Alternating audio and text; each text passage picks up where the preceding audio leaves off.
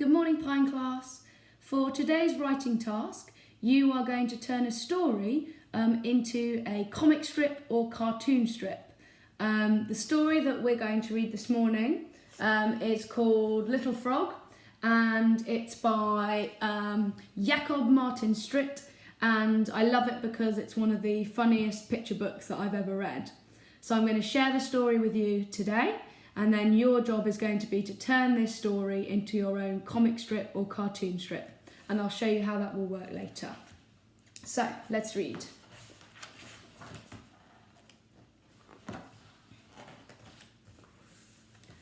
One beautiful summer's night, a meteor fell from the sky.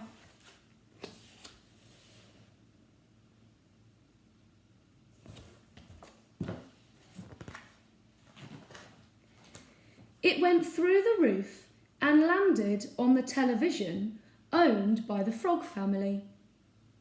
The meteor cracked, and inside was a little frog. Father Frog and Mother Frog hugged him. "Oh, how cute," they said. "From now on, you shall be our little frog." And they called him Little Frog.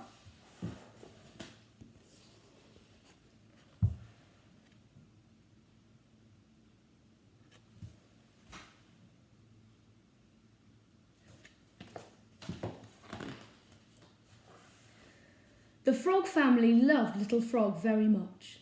The two children, Middle Frog and Big Frog, became Little Frog's brother and sister. But as time went on, they realised that Little Frog was very naughty.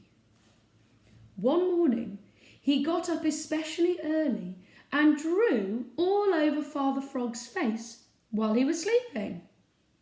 Then he went into the kitchen and baked the telephone in the oven.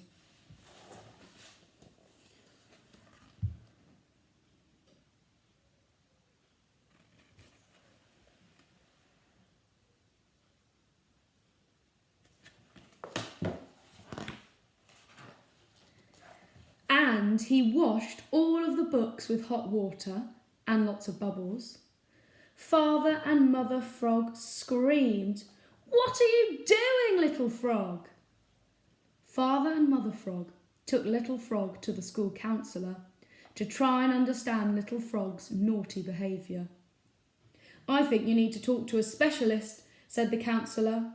"Let me make an appointment right now."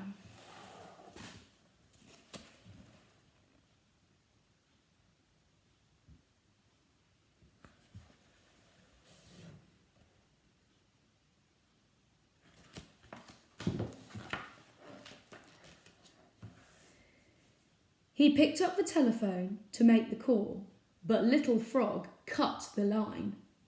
Then he set the counsellor's hair on fire. "Oh no, not in his bag," wailed Mother Frog. Father Frog was so furious, all he could do was scream. Mother Frog sobbed. "We can't take any more of this behaviour." "Well, I've had enough," said Little Frog, "and if you have to yell at me all the time, I'm leaving." And off he went, down to the railway station, where he got on a train.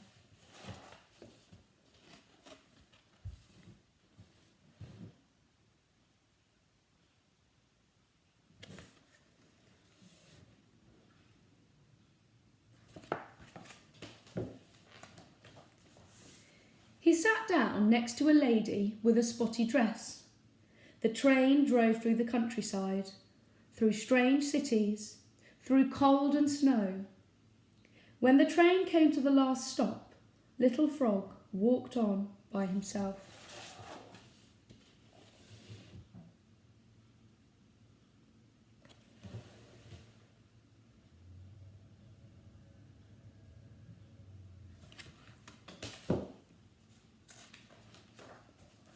Little Frog walked and walked. He walked across deserts until he came to the mountains. He walked right up the snowy peak until he came to the top. At the very top, there was a cave.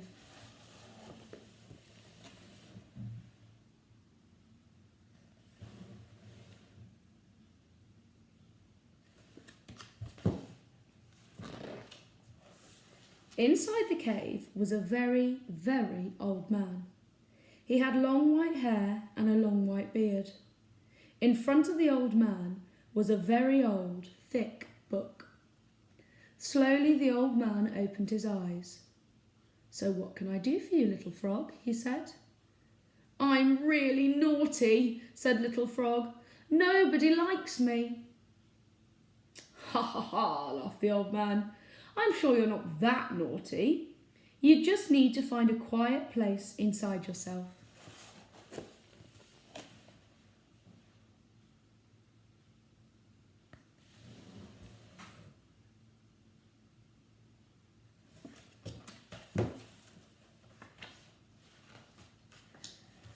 "Sit next to me and close your eyes," said the old man.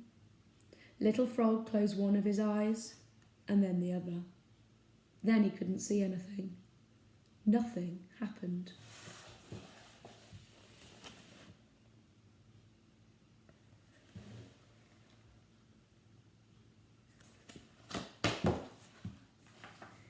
He opened one eye just a little. He could see the old man sitting with his eyes closed. "This is so boring," said Little Frog. Luckily, Little Frog had brought his crayons. First, Little Frog drew on the old man's big, thick book. And when he ran out of pages, he drew on the old man's face.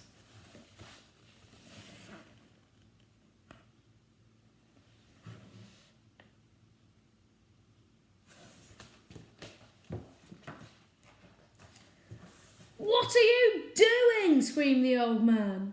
"You are the naughtiest frog I have ever heard of. Get off my mountain." Little Frog rolled all the way down the mountain and ended up in a heap of cold snow. He sat there for a while, wondering what to do. "I'm so naughty, nobody likes me," he said. "I have nowhere to go." But then he heard a sound.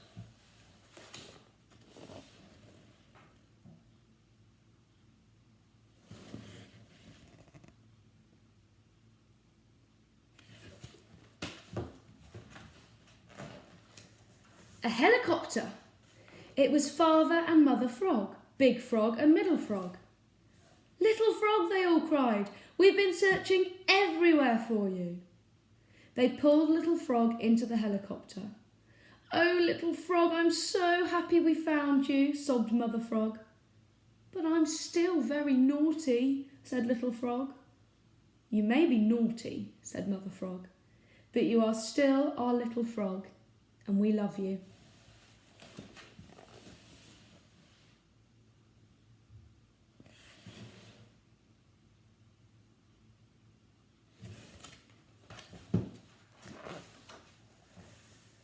So Little Frog lived happily ever after with the frog family. He was still naughty sometimes, and they still loved him. He later became a big success, and they put on a huge exhibition of all his naughty things.